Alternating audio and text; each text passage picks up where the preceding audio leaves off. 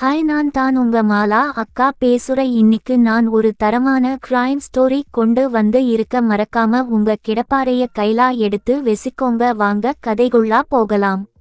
என் பெயர் அருண். நான் ஒரு கல்யாணமாகாத கட்டை பிரம்மச்சாரி. நான் சென்னையில் இருக்கிறேன். எங்கள் இல்லத்தில் நான், என் அண்ணன், அண்ணி ஆகியோர் இருக்கிறோம். என் அண்ணியை பற்றி இங்கே சொல்லியாக வேண்டும். பெயர் பிரியா. வயது 25. கிள்ளினால் ரத்தம் வருமளவிற்கு செக்கச்சவேலென்று இருப்பாள். கண்ணிற்கு லட்சணமாக இருப்பாள். நாங்கள் இருவரும் சகஜமாக பேசுவோம், சிரிப்போம். எல்லா டாபிக்கையும் அலசுவோம். ஆனால் ஆடை அலங்காரத்தில் மிகவும் கவனமாக இருப்பாள். புடவையிலும் சரி, நைட்டியிலும் சரி, அளவாக மேக்கப் போட்டுக்கொண்டு குடும்ப பாங்காக இருப்பாள். அவளை பார்த்தால் இன்று முழுவதும் பார்த்து கொண்டே இருக்கலாம். அவளை நினைத்து எத்தனை முறை கிடப்பாறைக்கு வேலை செய்தேன், கணக்கே இல்லை. ஒரு நாள் நான் வேலையிலிருந்து லேட்டாக வந்தேன். 11 மணி இருக்கும். பெல் பண்ணினேன். அண்ணி வந்து கதவை திறந்து கொண்டே ஏன் இவ்வளவு லேட் என்றார்கள். நான் அதற்கு இல்லை அண்ணி, சினிமாவிற்கு போயிருந்தேன், அதான் லேட் என்றேன். சரி வா, வந்து சாப்பிடு என்றார்கள்.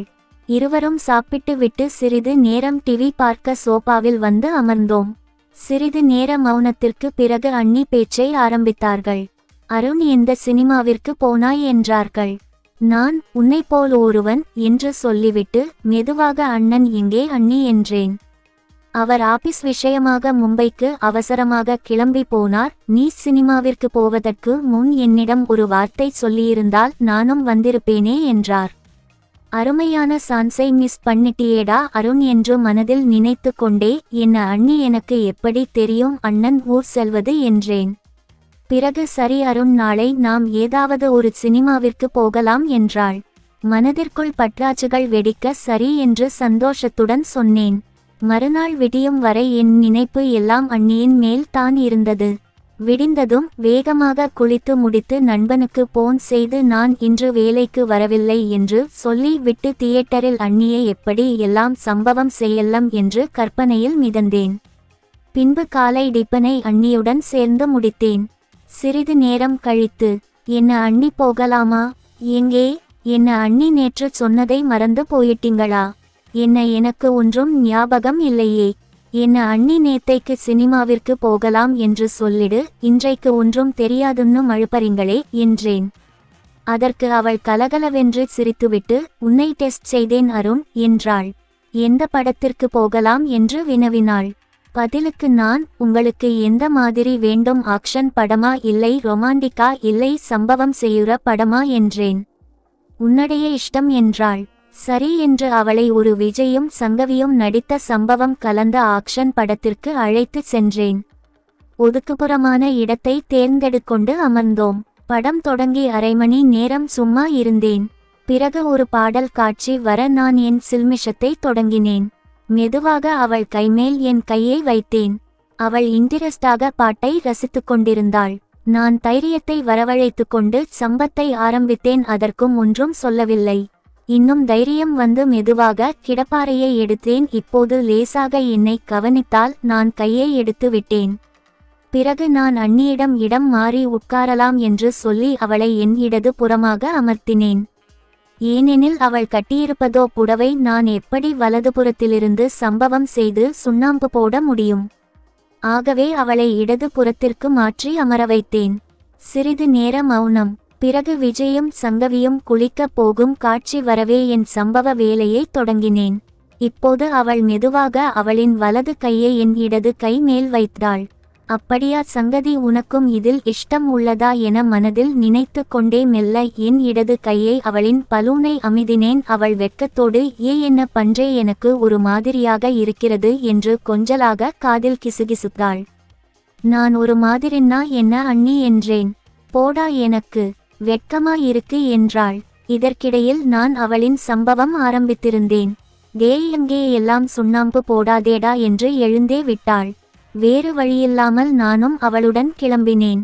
வீட்டிற்கு சென்று முகம் கழுவி ஃப்ரெஷ் ஆகிவிட்டு என்னையும் முகம் கழுவிவிட்டு வா சாப்பிடலாம் என்றாள். சரி என நானும் சென்று முகம் கழுவி ஃப்ரெஷ் ஆகி டைனிங் டேபிளுக்கு வந்தேன். இருவருக்குமே நேருக்கு நேர் முகம் பார்க்க தைரியம் இல்லை. ஒன்றுமே பேசாமல் பரிமாறினாள். நானும் ஒன்றும் பேசாமல் சாப்பிடத் துவங்கினேன். அண்ணியும் அவளுக்கு தேவையானதை போட்டுக்கொண்டு என் எதிரே அமர்ந்து சாப்பிடத் தொடங்கினாள்.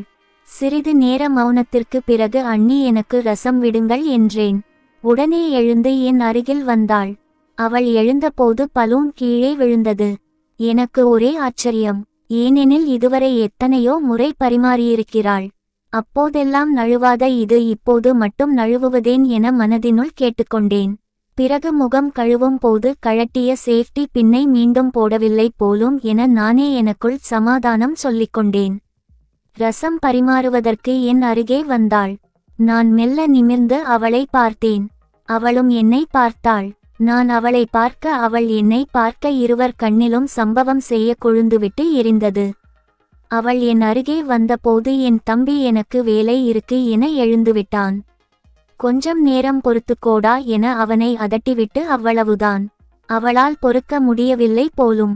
நான் மெதுவாக அண்ணி என்ன ஆச்சு உங்களுக்கு என்றேன்.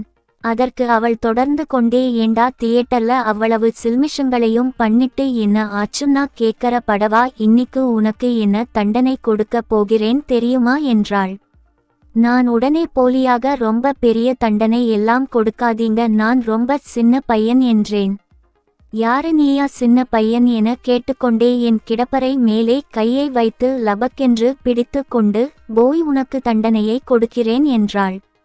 அவளே சம்பவம் செய்ய அழைத்த பிறகு நான் சும்மா இருப்பேனா முதல் தண்டனை என்ன தெரியுமா என்றாள். என்ன என்றேன். முதலில் கிடப்பறையை எடுக்க வேண்டும். தங்கள் சித்தம் என் பாக்கியம் என சொல்லிக்கொண்டே முதலில் கிடப்பறையை எடுத்தேன். அண்ணி இதை வைத்து நான் சுண்ணாம்பு அடிக்கவா என்றேன். சரிடா என்றாள். அண்ணி எனக்கு சுண்ணாம்பு அடிக்க உதவி செய்தாள். நான் மெல்ல அவளை சம்பவம் செய்ய ஆரம்பித்தேன். அண்ணி நீங்க அண்ணி என்னுடைய தெய்வம் என்றேன். கவலைப்படாத நீ நினைக்கும் போது நான் சுண்ணாம்பு அடிக்க உதவி செய்யுற. வா சம்பவம் முழுசா முடிப்போம் என்று ரொம்ப நேரம் சம்பவம் செய்தேன். நிக்க வைத்து உட்கார வைத்து குளித்துக்கொண்டு பல முறை பல விதமாக சம்பவம் செய்து கண்டோம். அண்ணன் ஊரிலிருந்து வரும் வரை தினம் தினம் சினிமா பீச் பார்க் என்று ஊர் சுற்றினோம். இந்த கதை உங்களுக்கு பிடித்து இருந்தால் மறக்காமல் லைக் செய்து சப்ஸ்கிரைப் பண்ணுங்க. நன்றி.